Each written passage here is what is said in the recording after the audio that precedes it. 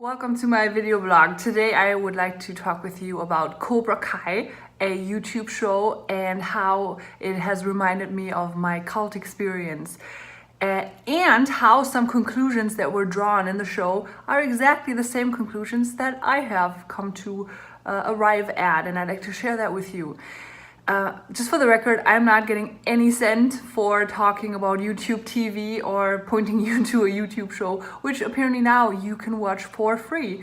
Okay, so Cobra Kai very quickly is based on the Karate Kids movies from the 80s, which honestly I have never actually seen, but in this show there are some flashbacks from the past, and so I get the picture, of what had happened.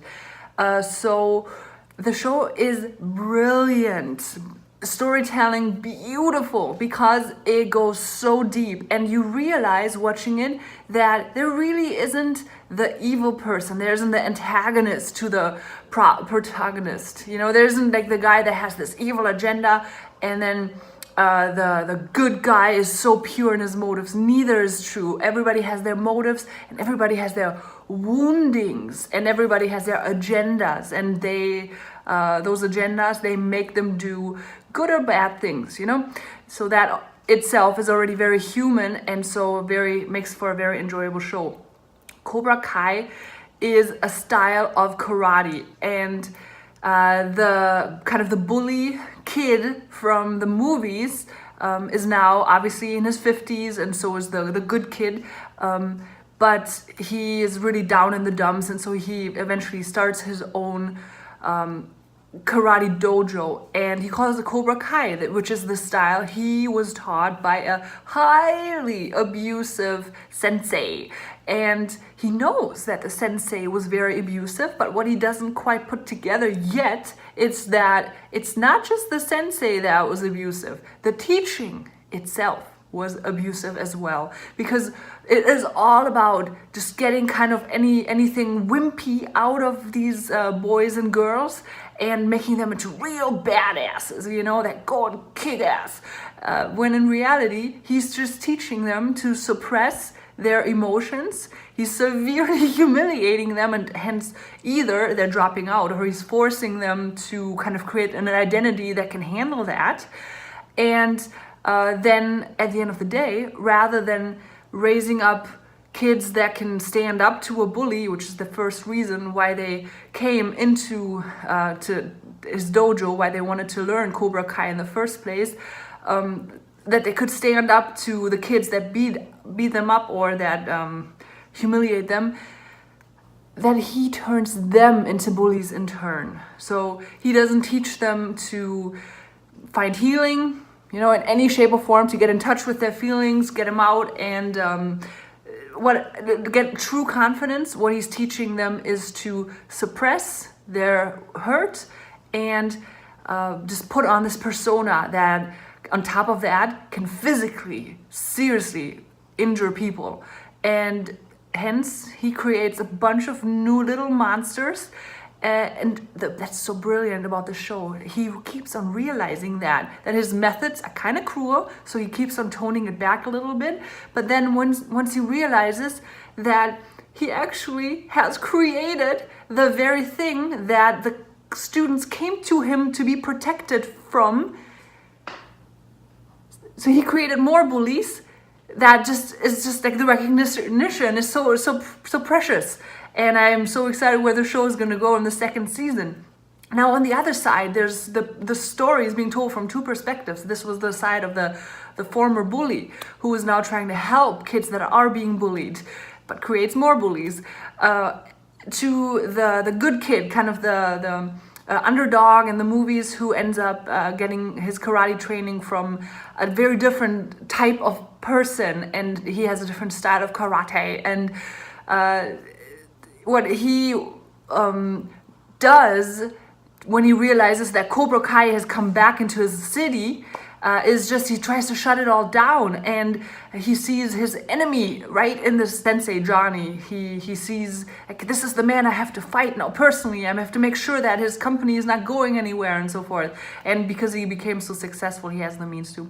I hope I'm not losing you here. This has all a lot to do with the cult experience, because in the end of somewhere between the 2 seasons, the daughter says to her dad, who's kind of, the hero from the movies, but certainly on an even keel now with this other guy from Cobra Kai, she says to them, they're not our enemies. We don't have to fight them. I actually consider those kids, and I consider them my friends.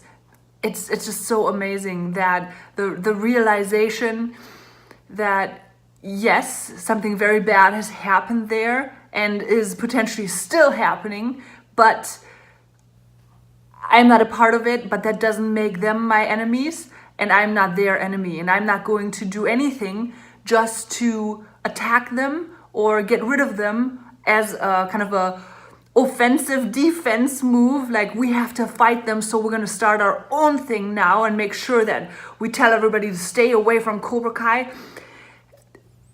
None of that, but to realize we have to do our thing. We have to be true to what we believe to be the right thing, and still love those people, because they're our friends. And now I'm turning over to my college experience. I turned to them because I had no confidence and I needed everything, and I hoped to get that from them, and they certainly made it look like I would. And realizing that my confidence got shot through the roof. The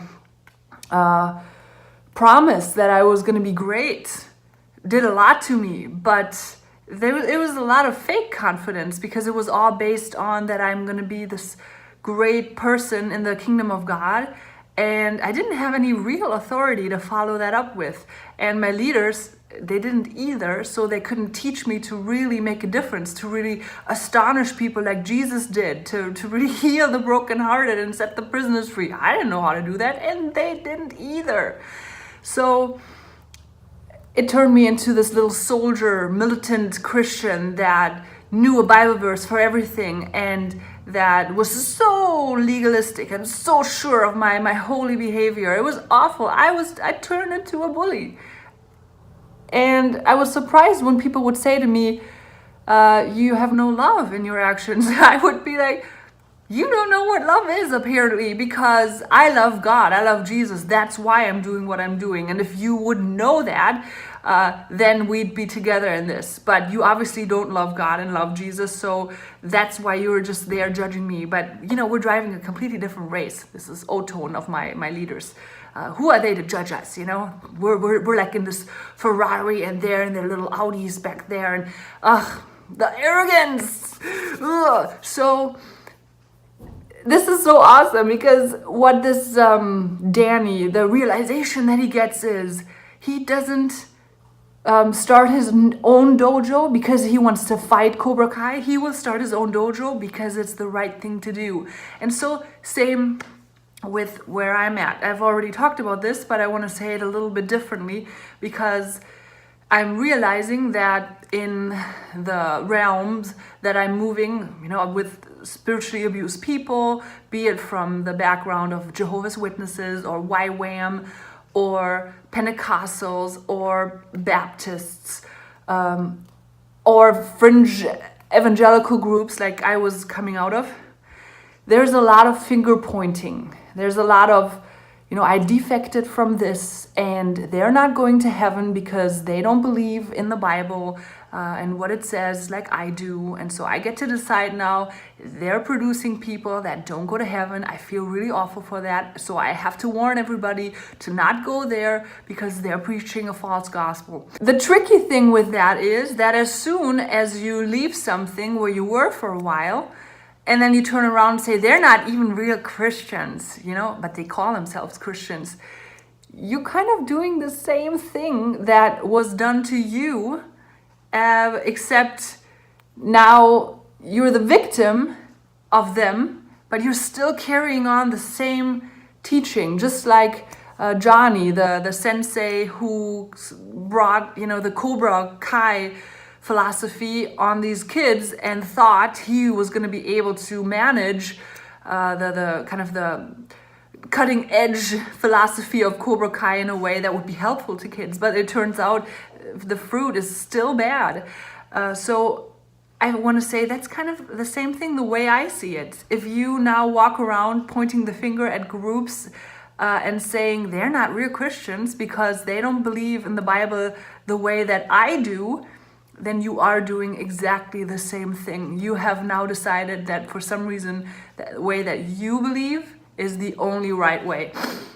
And you might be just one person right now, but if you keep going that way, you might get a lot of followers, and then you find yourself doing exactly the same thing. And so I feel like in these circles that I'm moving, people love when they hear specific groups being called out. And it's like, oh, did you see that video? It was so great how they were able to say how wrong the theology was. Well,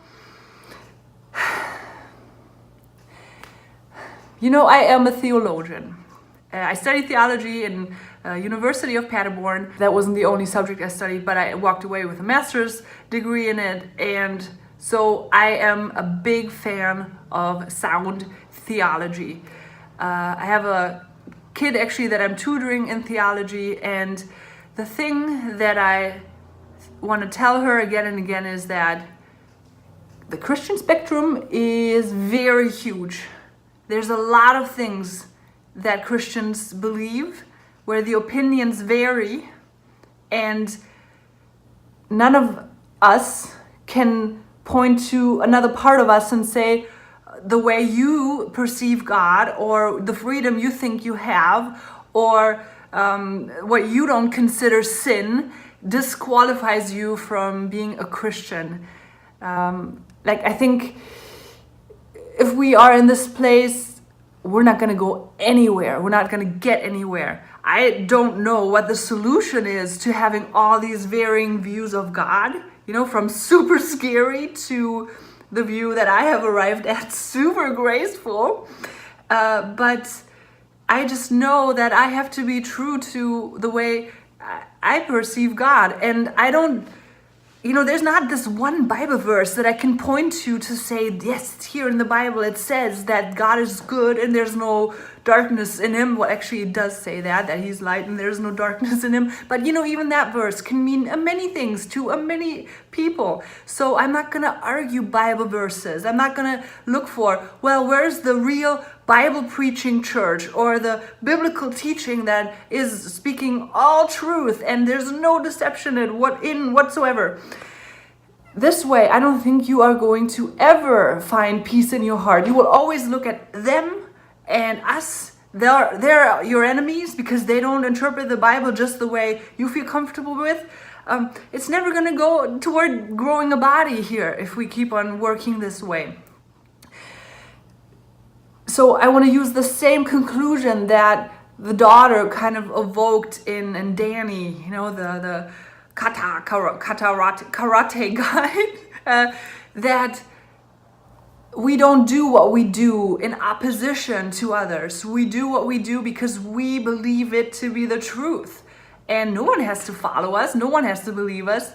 We're not trying to take anyone down. We're just living the truth that we have discovered. And that's just it. That's what we have to, you know, let it be. I mean, I feel called to let it stay just there. Okay? So I'm aware what sound Christian teaching is, but I'm also aware that there are different views on many different subjects, which is obviously explaining why there are so many denominations and subgroups and off churches and emerging this and that. The sad truth is something like Cobra Kai will always exist as long as people believe they get something out of it there. So you can warn them. Will that change what they do? When I was in my cult, any warning just went phew, and I'm hearing the same thing from all sorts of other groups. I think to live freedom, to be free, is always going to speak volumes. And so the people that think they're finding something in an abusive group, in a group that has wonky teachings, very strange practices, they have to learn the lesson, I'm afraid, the hard way. Just like we all have learned the lesson the hard way, but somehow we arrived there. You know, I'm also a personal trainer and nutrition coach, so I don't go around kicking diet pop beverages out of people's hands. Or, I think I've said this before, I don't stand in front of fast food restaurants protesting, you know, showing them the people that walk in there pictures of, I don't know, clogged arteries or what obesity does to their heart or something. I am, you know, who I am. I'm responsible for myself. That's where it ends, you know. God is. That's what's important. He is who he is. And I think if you can be that sunflower that looks into God's eyes, into God's face, and lives your life that way, that will speak volumes. Guilting anyone, trying to warn them from making a grave mistake, really thinking you do the work of the Lord as you discredit or bash other groups, I just don't see how that changes anything, but cause a greater divide. Now here's the thing with abuse though. I think our message ought to be what we have experienced, not how our theology is not lining up, like how we can decide that what they're believing is not biblical, but what we're believing is actually biblical. I think, again, that's just, we're not going to get anywhere that way, ever, because it comes down to interpretation and opinion. But what should be possible in a healthy group is that you can always voice how something affects you. You should always be able to say, when you said this from the pulpit, it tormented me, or my response was to feel inferior, or when you talked about money this way, I felt suddenly that my salvation was at risk if I don't give it to you. So like those I statements where you talk about how something affects you, that is going to be your most powerful argument, your most powerful story, that this is what they teach, this is how they act, and this is how I felt, this is how it affected me. And then usually this is how the spiritual abusive stories usually go. I spoke up and I got shamed, I was made the problem, I was told nobody that loves the Lord speaks up like that, I was demonized, eventually I was kicked out. That's the story right there. That's a story where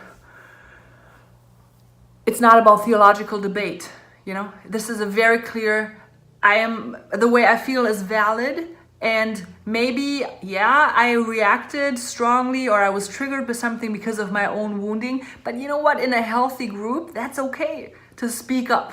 And in a healthy group, whoever is in charge can handle that in a loving, freeing, uplifting way. But the reality is that in the Christianity that I have witnessed, that I hear about a lot, nobody wants to hear how it affects you. They just want to see you get in line. They just want you to give the money, show up on Sundays in the extra special programs, and just kind of follow the program.